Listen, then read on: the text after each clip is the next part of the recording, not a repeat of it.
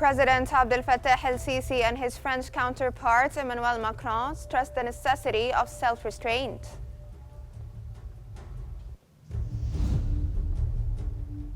Minister of Foreign Affairs says Israeli occupation forces is enforcing a starvation policy on more than 2.2 million Palestinians in the Gaza Strip.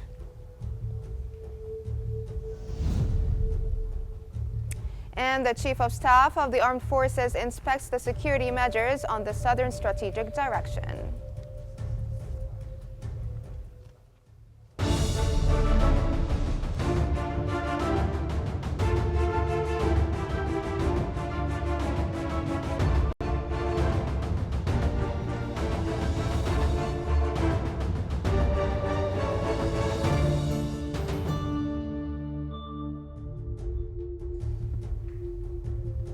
You're now watching the latest updates in Egypt on Qnews. Moving on for the latest developments.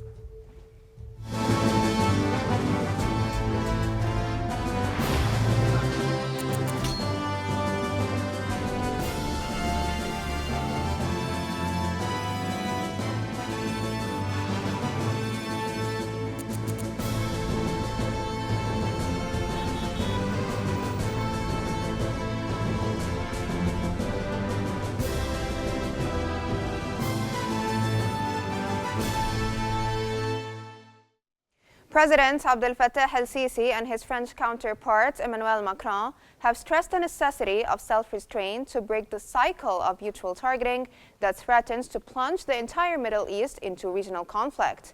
The two presidents reviewed the ongoing efforts to cease fire in Gaza and Lebanon and to urgently deliver sufficient humanitarian aid.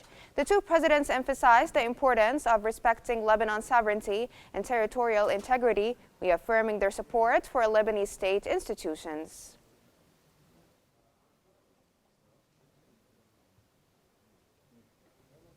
Egypt has condemned all actions that threaten the security and stability of the region, as well as the need to avoid exacerbating the fragile situation and escalating tensions. In a statement from the Ministry of Foreign Affairs, Egypt cautioned against the dangers of the ongoing escalation, which could push the region towards a perilous confrontation, jeopardizing both regional and international security.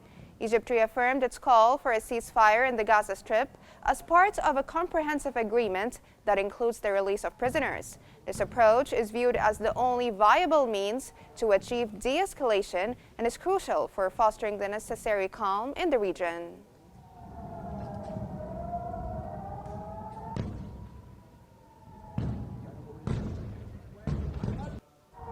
Egyptian Foreign Minister Badr Abdelati has urged Israel to cease escalation and comply with international humanitarian law. In a call with U.S. Secretary of State Antony Blinken, Abdelati warned of the severe consequences of a regional war would have on security and stability. He also stressed the need to expedite unconditional humanitarian aid to Gaza and condemned Israel's ongoing violations of Lebanese sovereignty.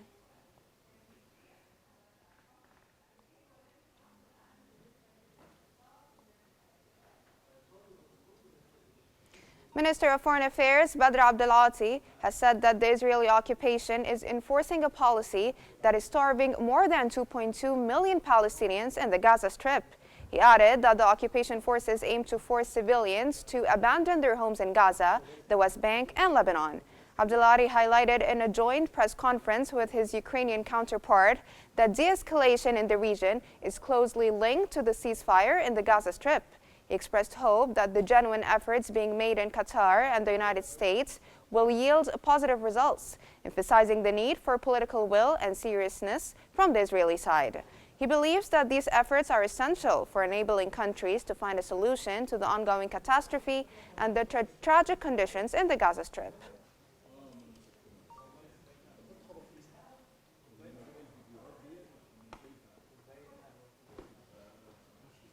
Minister of Foreign Affairs Badr Abdelati has said that the issue of water is existential for Egypt, adding that Egypt will not compromise in preserving its rights. During a joint press conference with his Ukrainian counterpart, Minister Abdelati emphasized Egypt's clear and unequivocal stance. He characterized his position as balanced, rooted in a commitment to respecting international law, upholding the principles of the United Nations Charter and honoring state sovereignty.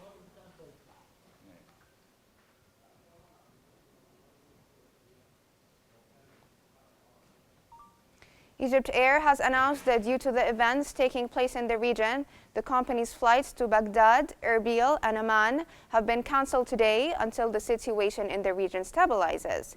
Egypt Air asked customers to review their reservations by calling the Egypt Air call center.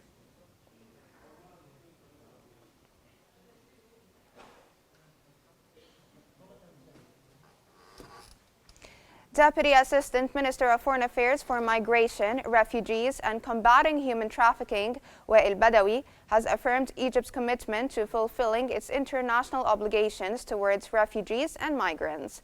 The Deputy Assistant Minister of Foreign Affairs highlighted the Egyptian state's efforts to receive and provide the necessary services to more than 10 million immigrants and refugees. He also emphasized the burdens Egypt bears in this regard, despite the economic challenges emanating from regional and international crises.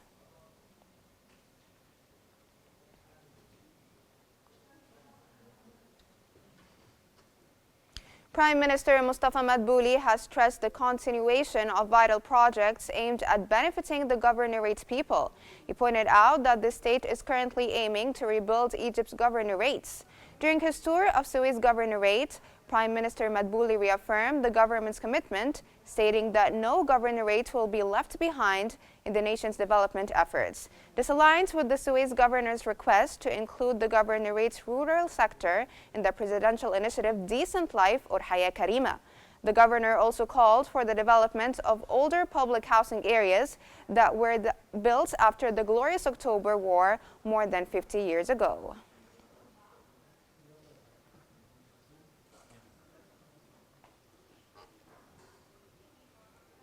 Lieutenant General Ahmed Khalifa, Chief of Staff of the Armed Forces, has inspected the security measures on the southern strategic direction. This comes as part of the General Command of the Armed Forces' keenness to follow up on the security situation of the border crossings and outlets on all strategic directions of the country. The Chief of Staff of the Armed Forces visited a number of security points on the southern border line to check on the security system and the living, as well as the administrative conditions of the combatant individuals. Lieutenant Khalifa praised the soldiers' high combat readiness in the southern military region and their ability to deal optimally with all emergency situations.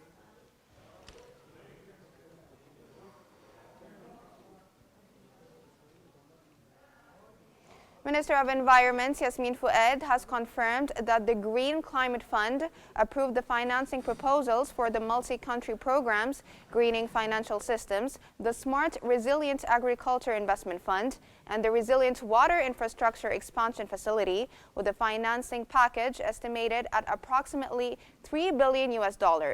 During the 40th meeting of the fund's board of directors held in Incheon, South Korea, Minister Yasmin pointed out that the program provides financing of up to $1,295 million, of which the Green Climate Fund contributes $200 million to implement the program in 14 Asian and African countries, including Egypt.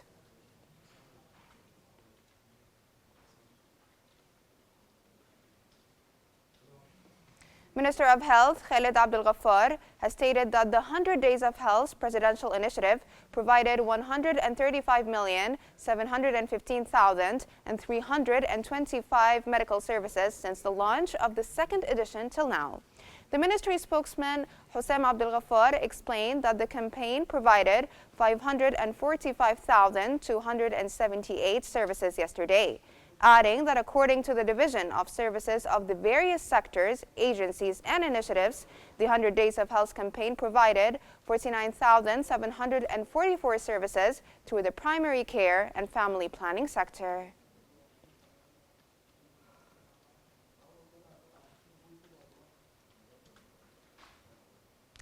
Minister of Housing Sharif El-Shirbini has announced that the launch of the Social Housing Fund and Real Estate Finance Support for the Housing for All Egyptians advertisement. This initiative is targeted at citizens with low and middle incomes. The Shirwini highlighted that the fifth phase of the Housing for All Egyptians initiative will provide 78,730 housing units designed for low and middle income citizens. These units will range in size from 75 to 90 square meters. Additionally, starting November 18, 2024, citizens with disabilities will be able to purchase the conditions booklet for the announcement, facilitating access to these housing options.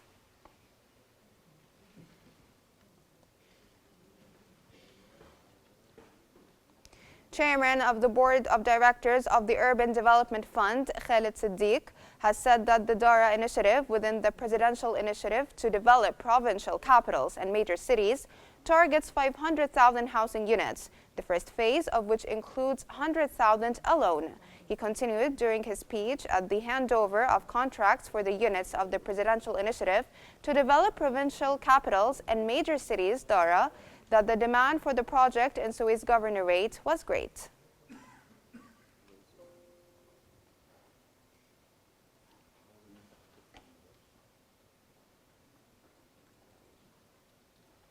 Minister of Finance Ahmed Kojok has highlighted rising debt levels in Africa due to economic shocks and geopolitical tensions.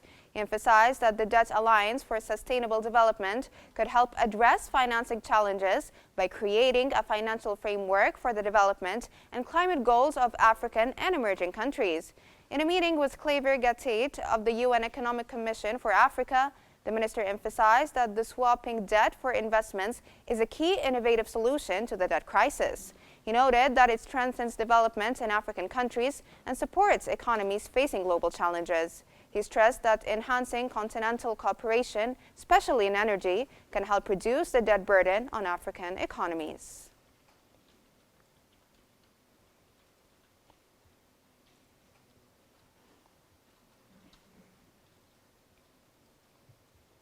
The Minister of Investment and Foreign Trade, Hassan Al-Khatib, has participated in a dialogue session at the International Monetary Fund on creating job opportunities and promoting growth.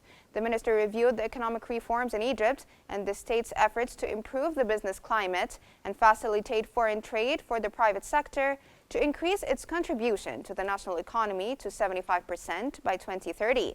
Al-Khatib added that the state is currently adopting a set of reforms in financial, monetary, procedural, and trade policies.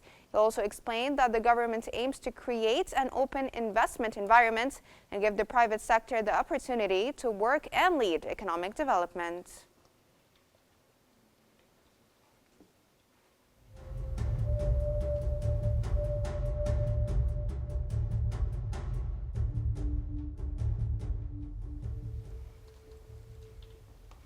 Executive Vice Officer of the General Authority for Investment and Free Zones, Yasser Abbas, has affirmed commitment to providing full support to Chinese companies and opening new strategic partnership opportunities to achieve their goals in Egypt. Part of the Egypt-China Economic and Trade Cooperation Conference, Abbas said that Egypt represents a key hub for the Chinese Belt and Road Initiative. The strategic partnership agreement and strong relations between the Egyptian and Chinese leaders contribute significantly to enhancing trade and investment ties, Abbas said.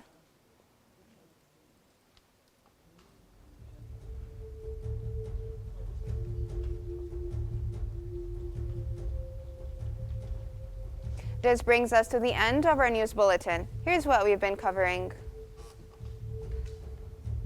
President Abdel Fattah el-Sisi and his French counterpart Emmanuel Macron stressed the necessity of self-restraint.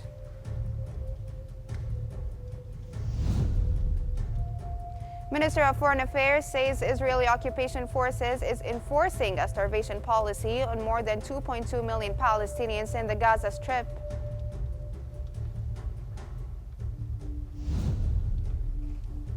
And the Chief of Staff of the Armed Forces inspects the security measures on the Southern Strategic Direction.